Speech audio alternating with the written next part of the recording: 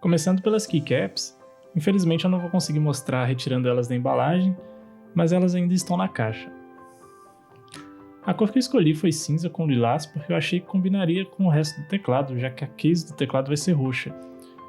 O acabamento das keycaps aparentemente é muito bom, o material é PBT, que eu particularmente acho mais interessante que a ABS, que é o mais comum de se ver, até mesmo em teclados mais caros.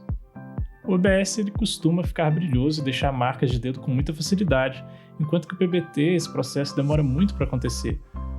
As keycaps em PBT elas são mais grossas, então isso pode afetar um pouco o som de digitação. Falando em preço, eu paguei em torno de $11 e chegou com um pouco mais de 13 dias úteis. Os switches que eu escolhi foram o KO Box Heads, e eu escolhi esses switches porque é um padrão um pouco diferente dos padrões populares da Sherry Max, já que onde ocorre o contato é isolado da parte dos trilhos da mola. Os switches aparentam ser bem suaves e possuem apenas um pouco de balanço no carro acionador, acho que devido ao fato de ser box, e isso é muito bom para ajudar no som. Esse switch possui 3.6 mm de distância total de percurso e 1.6 mm para atuação.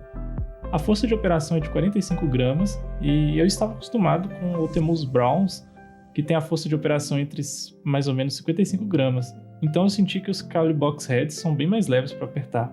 Falando um pouco de preço, foi em torno de R$250 e chegou um pouco menos de 14 dias úteis.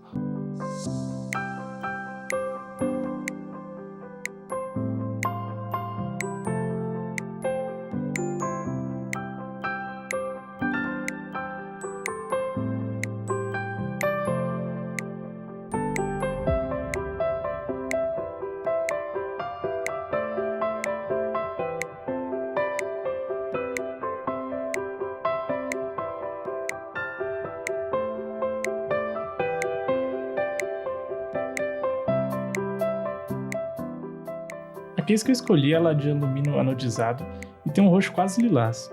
Ela possui um formato de diamante e tem angulação aproximada de 5 graus, o que ajuda bastante na hora de digitar. No entanto, ela não possui pernas para ajuste de ângulo, então o ângulo fica bem limitado. Eu decidi escolher case de metal, pois na minha opinião o som fica um pouco mais delicioso quando as teclas são pressionadas. Depois de testar vários teclados em plástico, eu percebi que sou fã mesmo é do som do metal. Acompanhe na caixa case, PCB e suporte de alumínio, parafusos, porcas e switch puller, e também uma chave que eu não sei o nome. Mas isso do vendedor que comprei, sempre confiro o que vem antes de comprar, beleza? O PCB é o GK61RGB Hot Swappable, ou seja, não há necessidade de soldar os switches. Isso é bem interessante, pois há uma grande facilidade em trocar os switches. Os pontos Hot Swaps são produzidos pela Kelly. O PCB tem software com grande variedade de customização e macro. E a versão que eu escolhi do PCB foi wired, já que a versão Bluetooth era um pouco mais cara e não tinha histórico de funcionar muito bem com case de metal ou alumínio. Esse kit de longe foi a parte mais cara do teclado, algo que custou em torno de $130 e chegou em torno de 16 dias úteis. No próximo vídeo eu vou tentar mostrar um pouco do processo de montagem, apesar de não ser muito bom com filmagem e não conseguir mostrar direito, mas se inscreva no canal para ficarem ligados em novidades e dicas sobre teclados customizados, beleza? Beijix!